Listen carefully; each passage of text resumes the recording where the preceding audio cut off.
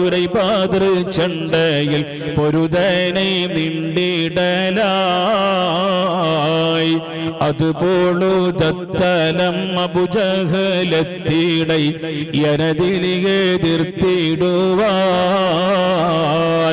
കുറയാതെ സന്തബിലത് പാടി ബന്ധവൻ ചവർ പോരു ദന്തനുമായി കുതുകൂലമിട്ട് ഞാൻ ഒരു ലാറ് വിട്ടവൻ തുടമേലെ തട്ടിടലായി. മഹാകവി മാപ്പിളക്കവി സാമ്രാട്ട് മോയിൻകുട്ടി വൈദ്യരുടെ ബദർപ്പടപ്പാട്ടിലുള്ള വരിയാണ്.